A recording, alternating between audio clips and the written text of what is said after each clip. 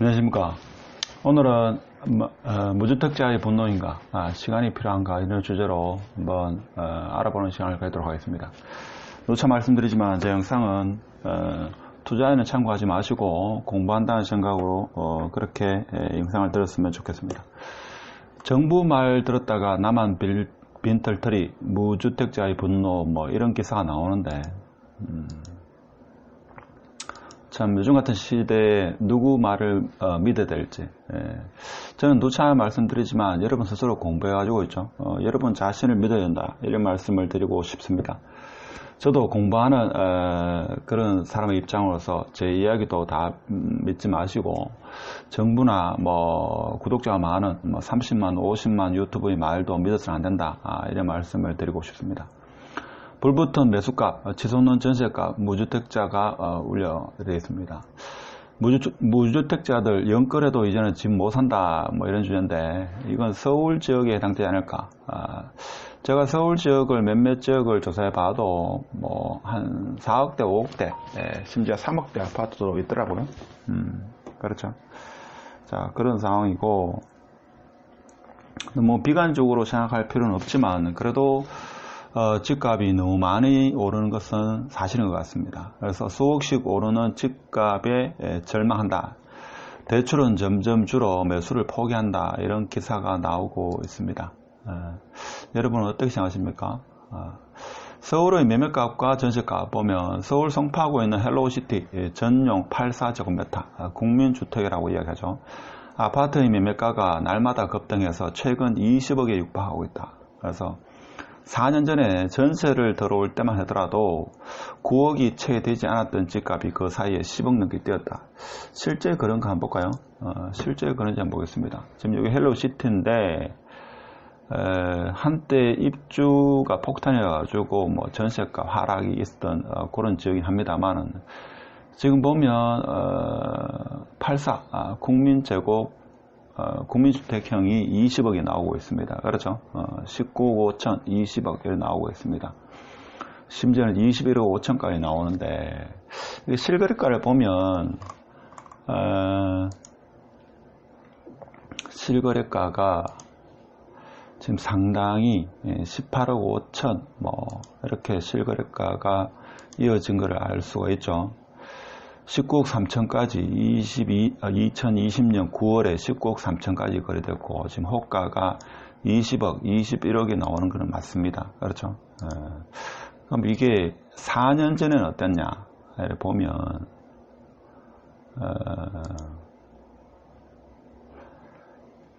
이 19억 3천이 거래됐는데 4년 전에 한번 볼까요? 입주할 시점 지금 거래는 상당히 많이 된 건데 일단 연도별로 보면 이게 16년도 9월달 9억대 있습니다. 그렇죠? 10억 올랐는 거는 맞습니다. 그렇죠? 자, 이렇게 무주택자가 절망감에 빠질 수가 충분히 있겠습니다. 영끌에도 못 산다 이런 내용이 있는데 올 초에 결혼하던 당시에는 집값이 너무 올라 상투를 잡을까봐 전세를 살면서 집값 추이를 지켜보는 일도 적지 않았다. 서울 지역에 해당되죠. 그런데 지금은 집값이 더 올라 영끌, 흔히 말해서 영까지 끌어모아 집을 사는 것도 서울 외곽이라도 집을 살 수 있을까 불안감에 떨고 있다고 호소하는 이가 적지 않다 이렇게 이야기합니다. 그렇지만 좀 대단지고 신축 아파트가 이렇고 서울 같은 경우도 제가 보니까 한 5억대 6억대 아파트로 있긴 있더라고요. 그래서 서울은 지금 영끌에도 집 사기 쉽지 않은 시기다 뭐 이렇게 신문 기사가 많이 나오고 있습니다. 그래서 신문에 보면 H씨는 열심히 노력해서 자수성가한 월급쟁이 흑수저들은 집을 사기도 어렵고 그렇다고 해서 새 집을 분양받기도 힘들다. 꼭 새 집에 살 필요는 없죠. 좀 오래된 아파트 제가 볼 때는 뭐 30대는 있죠. 10년 20년 된 그런 집에 살다가 그다음에 좀 새 아파트로 평수를 조금 넓히는 그런 전략을 써야 되지 않겠는가.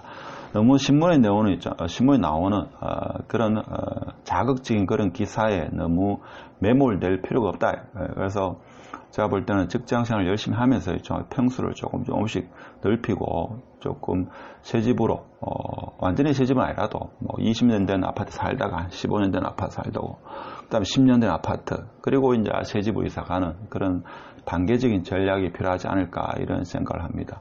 원래 신문이라는 것은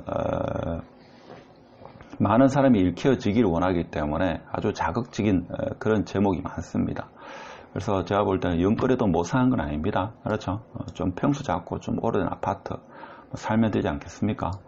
이렇게 이야기하면 또 2030 세대가 좀 기분 나빠할지 모르겠지만 지금 40, 50대 국민주택에 사는 사람들 그런 단계를 거치지 않았나. 물론 일부 그렇지 않은 사람도 있긴 합니다만은 그래도 단계적으로 아파트 평수를 늘리고 새 집으로 이사하는 그런 전략이 중요하지 않겠나 싶습니다. 그리고 전세가 폭등, 급등은 임대차 3법의 어떤 결과라고 이야기해도 이 일을 달지를 못할 겁니다. 그렇죠? 그래서 전세값 급등은 무주택자들의 불안 심리를 더욱 자극한다. 자극해가지고 조바심을 내게 하죠. 그래서 무주택자가 전세에 못 들어가니까 이 사람들이 또 매매 수요에 가세하는 이런 좀 악순환의 그런 고리가 형성되지 않았나 이런 생각도 듭니다. 그래서 지난달 서울 아파트 평균 전세값이 5억 한 2천 정도 되고 2011년 6월 이후로 최고치다. 그래서 서울 아파트 평균 전세값은 지난 8월 5억 1천만 원 정도 처음으로 5억대를 돌파했다. 뭐 이런 기사도 나옵니다. 지방광역시도 일부 비슷한 현상입니다. 그래서 임대 3법으로 인해 가지고 전세 매물이 이제 많이 없어졌죠. 그러다 보니까 전세 가격이 치솟는 그런 인해 가지고 매매가가 상승하는 이것은 서울만의 일이 아니고 지방광역시 핵심 지역도 비슷한 그런 양상을 띠고 있다 하는 겁니다. 그렇지만 너무 조바심을 낼 필요가 있나 이런 생각도 듭니다. 그래서 서울 매매값 상승 뭐 어쩔 수 없는 일이 아니겠나 싶은데 그래서 좀 저렴한 곳으로 있죠. 좀 오래된 구축으로 제가 저번에 영상 올렸는데 뭐 5억대, 6억대 아파트 있더라고요. 물론 그 이하 아파트도 찾아보면 있죠. 있긴 있더라고요. 그래서 청약 당첨도 문제지만 흑수저는 인서울이 어렵다라는 이런 내용의 기사가 거의 대부분을 차지하고 있습니다. 그렇지만 제가 볼 때는 2030 세대들 이렇게 포기할 필요도 없고 뭐 신문에는 포기라고 되어 있는데 제가 그런 말은 적지는 않습니다. 그렇죠? 충분히 가능성이 있다. 지방도 전세값 상승으로 매매값 상승으로 이어집니다. 그렇죠? 이 전세 수요는 그대로인데 전세 공급, 전세 물량이 없음으로 해가지고 전세값이 상승하고 그로 인해 가지고 매매값도 상승한다. 그래서 무주택자는 서울은 외곽지 또는 경기도로 이렇게 이동해가지고 매수하는 경향이 있습니다. 서울 같은 핵심 지역은 사실 뭐 집값이 너무 많이 오르고 좀 전에 그 네이버 부동산으로서 봤습니다만은 그 헬로시티 같은 경우에 4년 만에죠 10억이 올랐다는 것은 참 저도 영상을 찍습니다만은 좀 믿기가 힘들고 세상에 이런 일이 있나 싶을 정도로 뭐 4년 만에 10억 올랐다 하면 엄청난 거죠 이게. 그래서 외곽지로 이동하거나 경기도로 이렇게 이동하는 그런 현상이 나타나지 않나 이런 생각이 들고 지방 같은 경우도 무주택자는 있죠. 청약을 하시거나 아니면 역세권 정도 학군까지 있죠. 역세권도 좋고 학군도 좋고 이렇게 따지면 사실 지방도 무주택자가 구매하기는 상당히 힘든 구조입니다.